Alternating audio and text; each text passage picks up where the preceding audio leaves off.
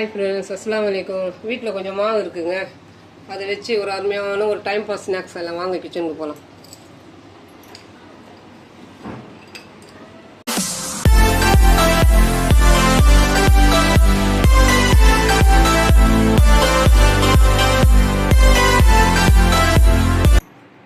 கட்டி வெல்லம் நல்லா நல்லா உடைச்சிடலாம். எல்லாம் உடைச்சாச்சு.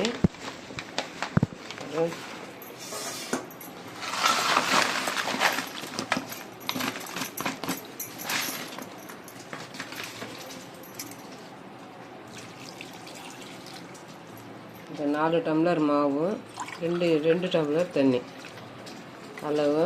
மாவு கொஞ்சம் டைட்டாக இருக்கணும். அப்படியே கேஸில் வச்சு உருகி எடுத்துக்கலாம். ஏலக்காய், ஒரு ஸ்பூன் சோம்பு,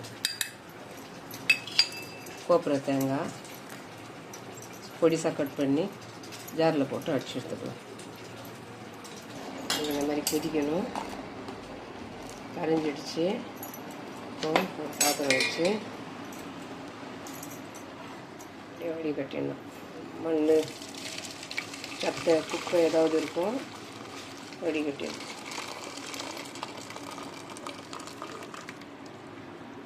மண் இருக்கு பாருங்க.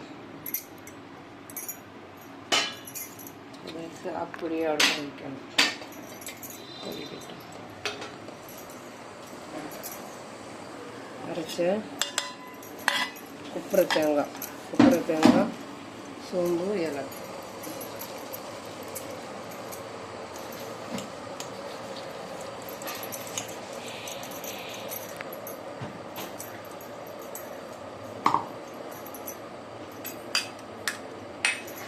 இனிப்பு எடுத்து கொடுக்க சால்ட்டு ஒரு சின்ன சிட்டி.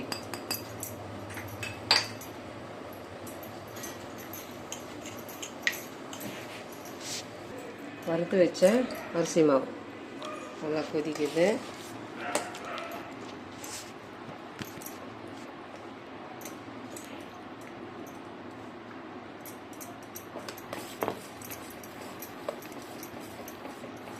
ஒரு 2 ஸ்பூன் கோதுமை மாவு இதையும் சேர்த்துக்கணும். ரவை இந்த ஸ்பூன் ரவை.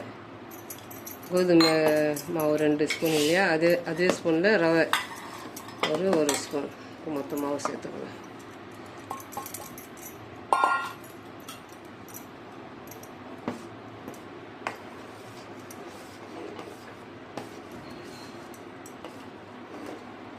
ரொம்ப சிம்பிளான ஒரு மெத்தடு. நல்லா டைம் பாஸ்க்கு ஒரு வேலைக்கு போகும்போது கொஞ்சம் நம்ம ஒரு சின்ன கவரில் ஒரு 10 எடுத்து கவரில் போட்டுக்கின்னு அப்படியே மென்னுக்குன்னே நம்ம வேலை செய்யலாம். நல்லா ஸ்ட்ராங்காக.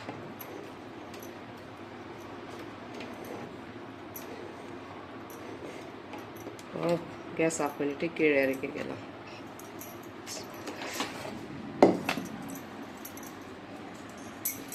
நல்லா கலக்கணும். இந்த மாதிரி டைட்டாக வரணும். டைட்டாக வந்தால் தான் அந்த கன்சிஸ்டன்சி கரெக்டாக வரும். அதை பார்த்துக்கோங்க. தொலைன்னு இருந்துச்சுன்னா வராது. எல்லாமே வீட்டில் உள்ள பொருள் தான். வேலை செய்யணும், யோசிச்சு வேலை செய்யணும். இந்த மாதிரியெல்லாம் ட்ரை பண்ணால் இந்த மாதிரி ஒரு வெள்ளை பொருள் நம்ம சாப்பிட்ற மாதிரி ஆகிடும். பார்த்தீங்க இல்லையா, ஒரு கட்டி வெல்லம்,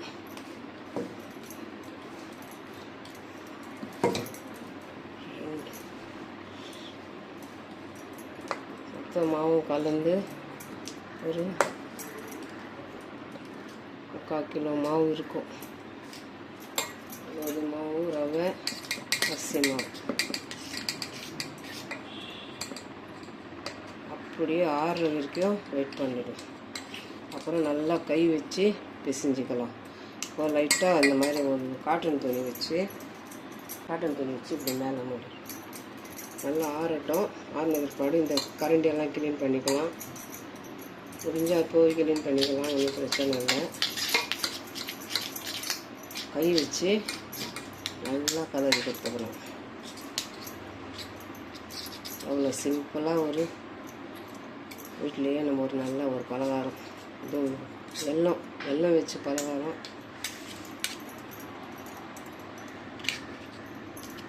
ஆறட்டும்.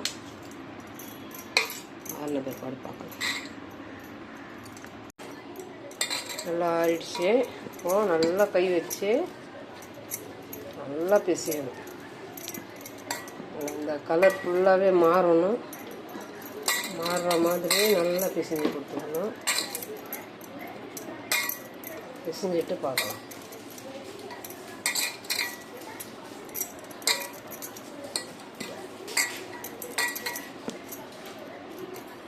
நல்லா பிசையணும்.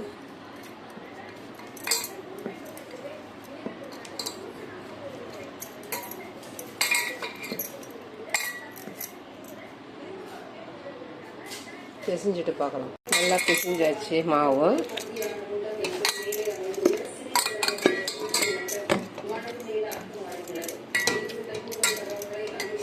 சின்ன சின்ன உருண்டையாக இந்த மாதிரி சின்ன சின்ன உருண்டையாக பண்ணிக்கணும். அப்படியே இப்போ ஒரு பொருள் நம்ம வாயில் இருக்கிறதே தெரியக்கூடாது.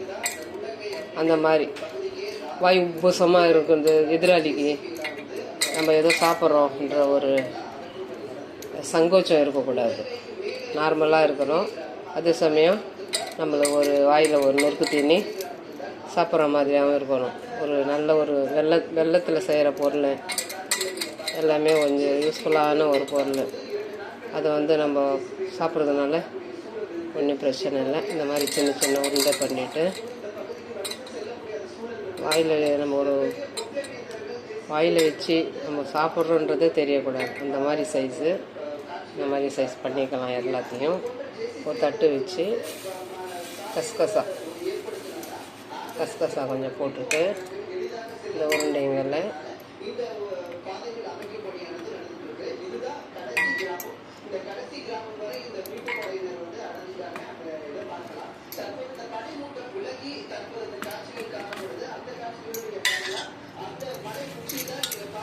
எப்படி இந்த மாதிரி நல்லா அதில் ஒட்டுற மாதிரி கொஞ்சம் அழுத்தி நல்லா கசகசாவும் நல்ல ஒரு சொத்தம் நிறைந்தது நல்லா அழுத்தி கொடுத்துட்டு உதிராத மாதிரி கொஞ்சம் இந்த மாதிரி அழுத்தி கொடுத்துக்கணும்.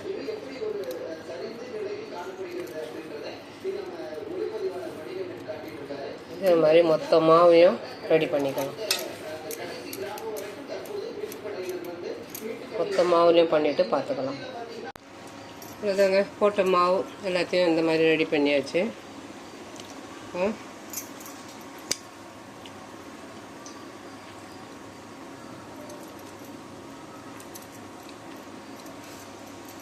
கசகசா வச்சு அதை ரவுண்ட் ஷேப் பண்ணுறதுனால ஒன்றோட ஒன்று ஒட்டாது. ஒரே பிளேட்டில் போட்டுக்கலாம். நம்ம மாவு நல்லா டைட்டாக கலரி இருக்கும் இல்லையா, ரொம்ப ஈஸியான ஒரு மெத்தடு, நல்ல ஹெல்த்தியான ஒரு ஸ்நாக்ஸ். வெல்லம் சின்ன ஒரு பிளாஸ்டிக் கவரில் போட்டு அப்படியே ஜேபில் வச்சுட்டு நம்ம ஹேண்ட்பேக்லேயே வச்சுட்டு அப்படியே வெளில போகும்போது சாப்பிட்டுக்கலாம். எண்ணெய் சூடாயிடுச்சு.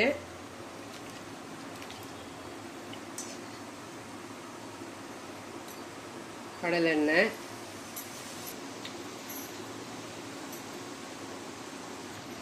நல்லா பபுள்ஸ் கொஞ்சம் கலர் மாறின பிற்பாடு லைட்டாக இந்த மாதிரி திருப்பிட்டு இந்த மாதிரி வீரல் வரணும். வீரல் வந்தால் தான் நல்லா கிறிஸ்பியாக இருக்கும். ரவை போடுறதுனால அந்த வீரல் வரும். நல்லா கீழேருந்து நல்லா கலரி கொடுத்துட்டு இப்போது சிம்மில் வச்சிடணும். கலரிட்ட பிற்பாடு சிம்மில் வச்சோம். நல்லா வேகணும்.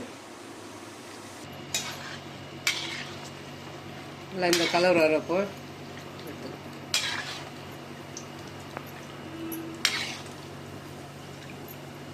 நல்லா இந்த மாதிரி உடையணும், வெடிப்புடணும். வெடிப்பிட்டால் தான் நல்லா கிறிஸ்பியாக இருக்கும்.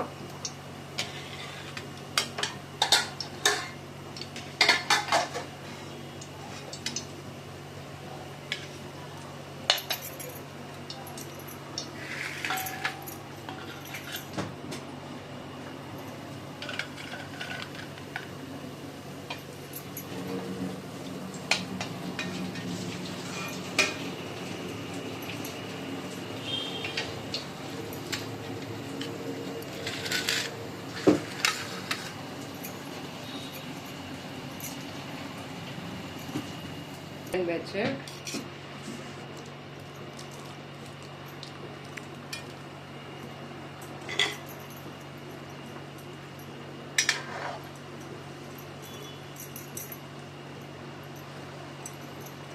போடும்போது கொஞ்சம் எண்ணெய் நல்லா சூடாக இருக்கட்டும். போட்டு ஏற்பாடு பாதி வெந்துட்டு திருப்பும் போது ஷிம்மில் வச்சுக்கணும்.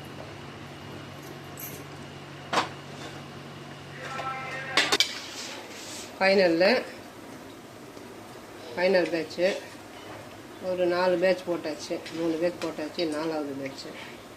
இந்த மாதிரி மொத்தமாக போட்ட எண்ணெய் பாருங்கள். போட்ட எண்ணெய் அப்படியே இருக்குது. எண்ணெயும் அவ்வளோ அப்சர்வ் ஆகாது. அரிசி மாவுலையும் எண்ணெய் அவ்வளோவா எடுக்காது. ஒரு ஈஸியான ஒரு டைம் பாஸ் ஸ்நாக்ஸ் சர்வ் பண்ணிக்கலாம். அவ்வளோதாங்க. வீட்டில் இருந்த மாவு, பச்சரிசி மாவு, அதை வச்சு இந்த அளவு ஒரு அந்த ஸ்பூன் போட்டேன் இல்லையா, இந்த ஸ்பூனால் 1 ஸ்பூன் கோதுமை மாவு, 2 ஸ்பூன் கோதுமை மாவு, 1 ஸ்பூன் ரவை, அது போக அரிசி மாவு எல்லாம் சேர்த்து இந்த அளவுக்கு வந்திருக்கு பாருங்கள். நல்லா கெட்டியாக இருக்கும். டேஸ்ட்டு பண்ணி பார்க்கலாம்.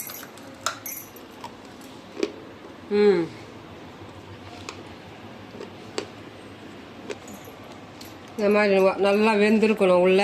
அப்போ தான் இந்த நல்லா டைட்டாக இருக்கும். நல்லா கடிக்கிறதுக்கு நல்ல ஒரு ஃபீலிங் வரும். ரொம்ப சிம்மில் வச்சு செய்தோம் இல்லையா, அந்த மெத்தடை தான். ஃபஸ்ட்டு போடும்போது கொஞ்சம் எண்ணெய் நல்லா சூடாக காய்ச்சலாக இருக்கணும். போட்டு அடுத்த இது நம்ம திருப்பி விடும்போது எண்ணெய் கேஸ் சிம்மில் வச்சிடணும். அப்போ தான் நல்லா வேகும். இல்லைன்னா கருகிடும். அதை பார்த்துக்கோங்க. அந்த மாதிரி மெத்தடில் தான் செய்து எடுக்கணும். சின்ன பொருளாக இருந்தாலும் இந்த மெத்தட் இந்த மாதிரி நல்லா கரெக்டாக இது 1 மாதம்னாலும் கூட வச்சு சாப்பிட்லாம், கெடாது. போட்ட மாவில் நல்லா உபரியாக வந்திருக்கு பாருங்கள். இந்த மாதிரி டைம் பாஸ் ஸ்நாக்ஸ் பிடிச்சிருந்துச்சுன்னா like, comment, share, bell button மறக்காமல் நல்ல உள்ளவங்க பேகம் சேனலுக்கு சப்ஸ்கிரைப் பண்ணுங்கள். அஸ்ஸலாமு அலைக்கும்.